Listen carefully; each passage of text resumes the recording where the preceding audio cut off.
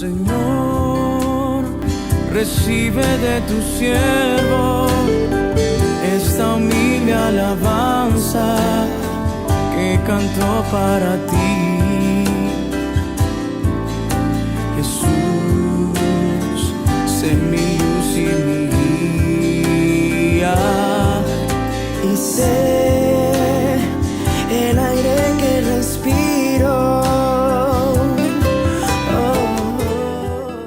Muy buenos días, queridos hermanos. Les doy la bienvenida para poder compartir un sábado más la palabra de Dios. El día de hoy estamos en Génesis 3, del versículo 1 al 13, y vamos a orar para poder pedir la guía del Señor y que nos pueda alumbrar en este tiempo en su palabra. Señor Jesús, te damos las gracias por esta mañana, gracias por este tiempo, gracias Señor por tu palabra que sigue siendo viva, sigue siendo eficaz. Señor, ayúdanos Padre a comprenderla, danos entendimiento, Espíritu Santo, para poderla obedecer, Señor, para poder poner por obra en nuestras vidas y podamos también conocerte más a ti, Señor, podamos amarte. Te entregamos este tiempo para que obres en nuestros corazones, en el nombre de Jesús, amén. Amén, hermanos. Vamos a leer estos 13 versículos de Génesis 3. En el TCD tiene por título El primer y mayor pecado. La palabra de Dios dice: la serpiente era más astuta que todos los animales salvajes que Dios el Señor había creado. Y le preguntó a la mujer: ¿así que Dios les ha dicho que no coman del fruto de ningún árbol del jardín? Y la mujer le contestó: podemos comer del fruto de cualquier árbol, menos del árbol que está en medio del jardín. Dios nos ha dicho que no debemos comer ni tocar el fruto de ese árbol, porque si lo hacemos moriremos. Pero la serpiente le dijo a la mujer: no es cierto, no morirán. Dios sabe muy bien que cuando ustedes coman del fruto de ese árbol, podrán saber lo que es bueno y lo que es malo, y que entonces serán como Dios. La mujer vio que el fruto del árbol era hermoso y le dieron ganas de comerlo y de llegar a tener entendimiento. Así que cortó uno de los frutos y se lo comió. Luego le dio a su esposo y él también comió. En ese momento se les abrieron los ojos y los dos se dieron cuenta de que estaban desnudos. Entonces cosieron hojas de higuera y se cubrieron con ellas. El hombre y su mujer escucharon que Dios el Señor andaba por el jardín a la hora en que sopla el viento de la tarde y corrieron a esconderse de él entre los árboles del jardín. Pero Dios el Señor llamó al hombre y le preguntó: ¿dónde estás? El hombre contestó: escuché que andabas por el jardín y tuve miedo porque estoy desnudo, por eso me escondí. Entonces Dios le preguntó: ¿y quién te ha dicho que estás desnudo? ¿Acaso has comido del fruto del árbol del que te dije que no comieras? El hombre contestó: la mujer que me diste por compañera me dio ese fruto y yo lo comí. Entonces Dios el Señor le preguntó a la mujer: ¿por qué lo hiciste?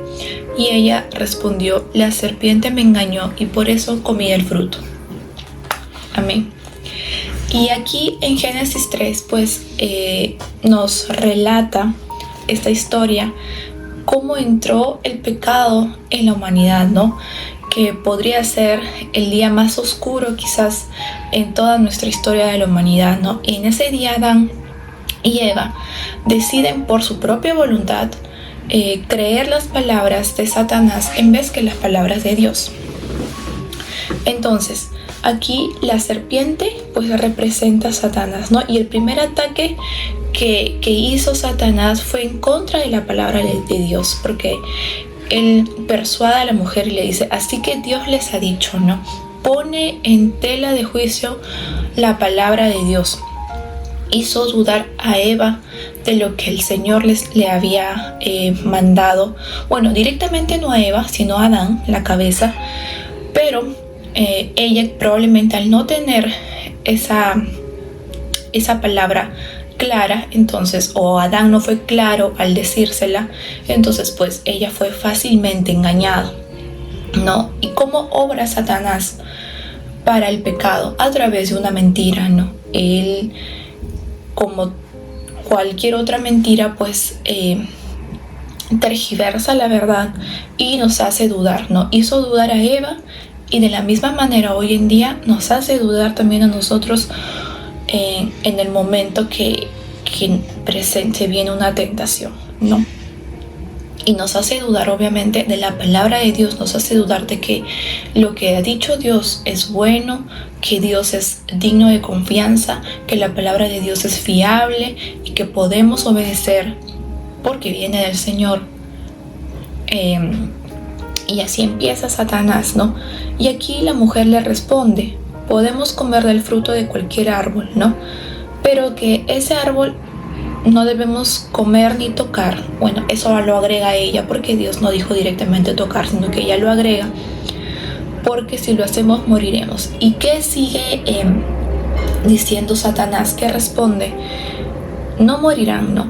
O sea, les dice prácticamente lo que Dios les ha dicho es una mentira, ¿no? Prácticamente llama a Dios mentiroso, ¿no? Dos cosas: Dios es mentiroso y Dios te está prohibiendo algo bueno que ya disfruta, ¿no?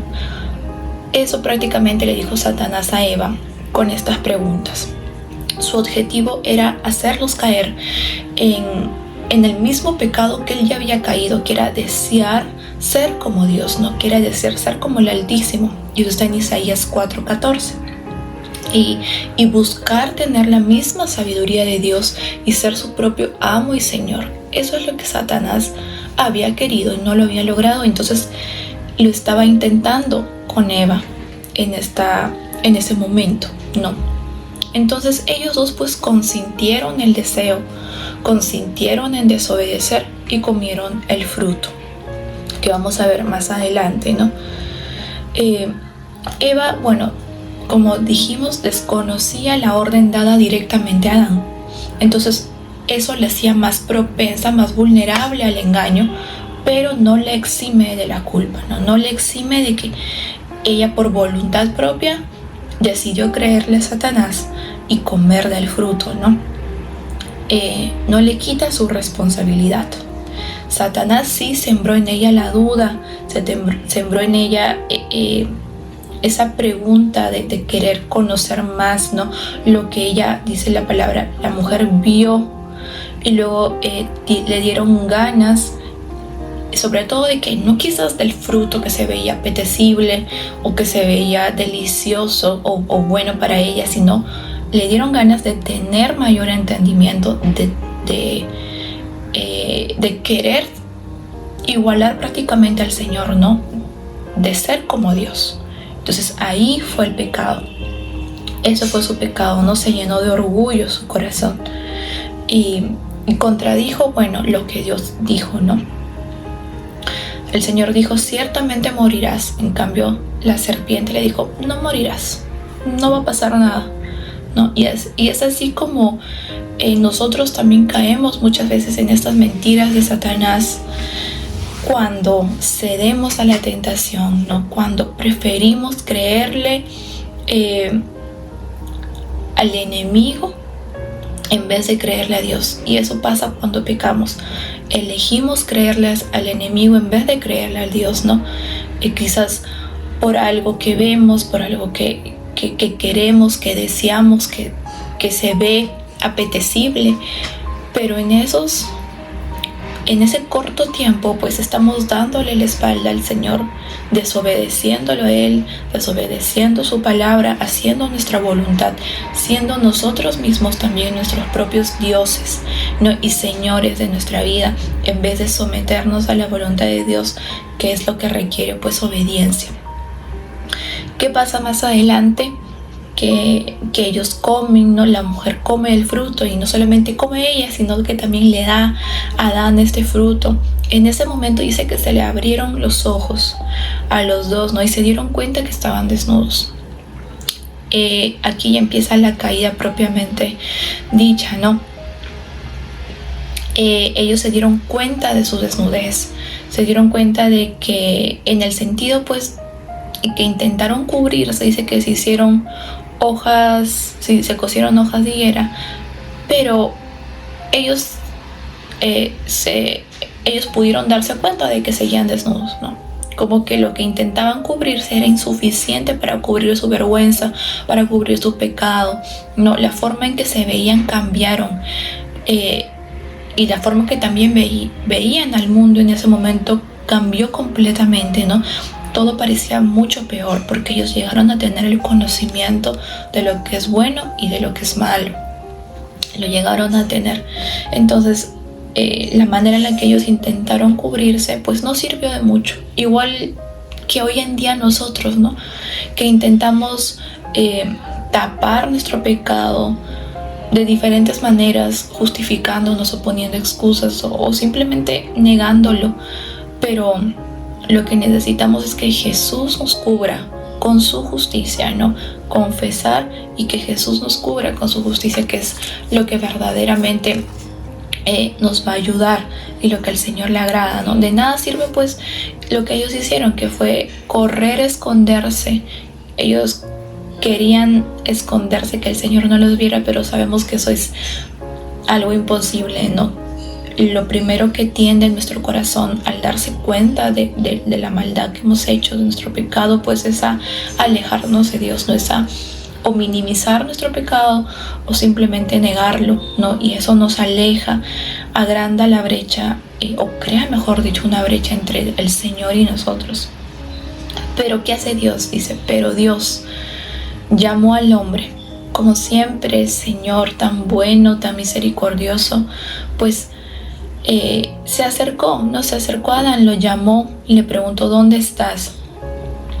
Y él le contestó, tuve miedo porque estoy desnudo. Y eso es lo que tendemos nosotros a tener en este tiempo, cuando también pasamos alguna circunstancia así en nuestra vida, ¿no? Tendemos a escondernos, aunque sabemos que no podemos hacerlo, pero es lo que nuestra mente, nuestro corazón tiende a hacer, ¿no? Y esa pregunta del Señor, pues, ¿dónde estaba? Necesita una respuesta, ¿no? Adán dice que tuvo miedo porque estaba desnudo, o sea, llegó a tener el conocimiento de la vergüenza, de la culpa, de que no quería estar más expuesto. Él sabía lo que había hecho, y ahí empieza la confrontación de Dios, ¿no? Ya que él no se llega a arrepentir ni llega a decir, bueno, comí del fruto que no debía comer, pequé. Él no lo dice. Entonces el Señor lo confronta y le dice, ¿y quién te ha dicho que estás desnudo, no? ¿Cómo tú llegaste a entender eso? ¿Acaso has comido del fruto del árbol del que te dije que no comieras, no? Entonces el pecado hizo que Adán pues sintiera miedo de la presencia de Dios, y no solamente de la presencia, sino también de la misma voz de Dios, porque no estaba con él, pero sí con el solo hecho de escuchar su voz tuvo miedo, ¿no?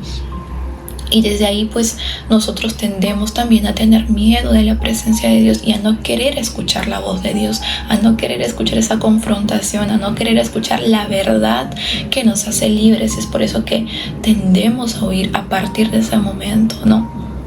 Dios enfrenta el problema de Adán directamente, no le dice, bueno, cuéntame qué, no, directamente le dice lo que él ha hecho y confronta su pecado. Continúa en el versículo 12 y 13 que el uno se echa la culpa al otro y la mujer le echa la culpa a la serpiente, ¿no? Y esto es propio de la naturaleza humana, que de por sí no tenemos esa convicción de enfrentarnos a la realidad y de aceptar y poder decir, solamente contra ti he pecado, Dios, ¿no? Sino que ponemos excusas o tratamos de justificarnos muchas veces. Porque ya tenemos ese conocimiento que hemos hecho mal, ¿no? Que hemos desobedecido al Señor, que eso nos acarrea pues vergüenza. Y todo cambió a partir de ese momento, ¿no? Todo se vino abajo a partir de ese momento, pero a partir del momento en que ellos consintieron en desobedecer, ¿no? Sus ojos fueron abiertos conocieron lo que era malo, no.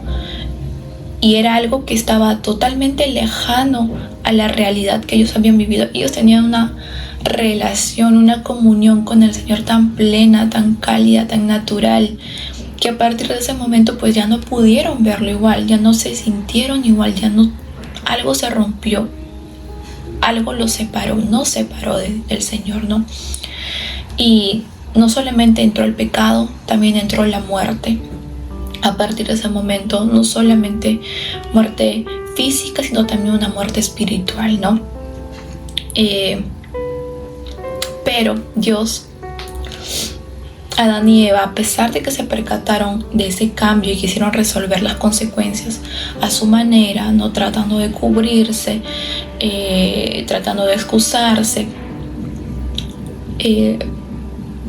Dios siempre va más allá. Dios siempre tiene otros planes. Dios siempre tiene planes mucho mejores que nosotros no hubiéramos podido imaginar en ese momento, pero Él ya tenía pensado una solución frente a ese problema, ¿no? Él ya tenía una promesa que era poder restaurar todo lo que pasó en el huerto del Edén en ese momento, ¿no? Todo lo que se había perdido el disfrute de la presencia de Dios, se había perdido pues la ausencia del pecado y la vida eterna. El Señor lo restauraría más adelante, porque el Señor pues no deja las cosas así, ¿no? Él es el principal interesado en tener una relación con nosotros, con su pueblo, con sus hijos. Y entonces, hermanos, nos damos cuenta con esta historia que no hay nada que podamos ocultarle al Señor, ¿no? Sí, esa es nuestra naturaleza. Somos pecadores que hemos sido redimidos solamente por la obra de Cristo y solamente su justicia es la que nos justifica a nosotros delante del Padre. No hay por qué escondernos o alejarnos o llegar a tener esos pensamientos, ¿no? Agrandar la brecha que nos separa con el Señor. Por el contrario, venir a Él y confesarle nuestro pecado, nuestra maldad con arrepentimiento genuino, ¿no? Y quitar todo temor o toda vergüenza, porque ya el Señor lo sabe. Dios lo sabe, ¿no? Hasta las cosas que hacemos en oculto, Él lo sabe. Entonces no hay de qué avergonzarnos o tratar de encubrirlos, ¿no? Nosotros no nos justificamos a nosotros mismos, no hacemos las cosas lo suficientemente bien como para poder alcanzar esa gracia de Dios, más solamente por Cristo. Entonces a Él es a quien debemos de correr, de buscar, de poder pedirle su ayuda, ¿no? Entonces entendemos que lejos de la palabra de Dios no podemos tampoco prosperar, no tenemos que saber la palabra, poder conocer la palabra de Dios para saber lo que a Dios le agrada, ¿no? Y no permitir que ninguna mentira, que es como viene el pecado a través de una mentira que parece provocativa, parece buena, parece que nos va a ayudar, que nos va a hacer bien, que nos va a dar placer, que nos va a traer alegría, todo eso momentáneo. Todo a cambio de ¿qué, no? ¿A qué costo? A costo de darle la espalda al Señor, a costo de desobedecer a Dios, que nos ha dado tanto en Cristo, a eso, ¿no? Entonces hay que sopesar eso y recordar que siempre el Señor nos da una salida frente a cualquier tentación. En ese momento Eva pudo correr y huir de la serpiente, pero no lo hizo. Entonces en el momento en que venga una tentación también, que no es pecado, pero puede venir, nosotros podemos recordar la palabra de Dios, pedir el auxilio del Espíritu Santo para que nos recuerde la palabra que previamente la hemos leído y poder huir, ¿no? Poder huir de la tentación y poder obedecer la voz del Señor, que también pueda haber disposición en nuestro corazón para obedecer al Señor. Entonces vamos a orar para agradecerle al Señor por su palabra, por este tiempo. Gracias, Señor amado, por este momento, Señor, en tu presencia. Gracias, Señor, por recordarnos esta historia de cómo empezó todo, Señor.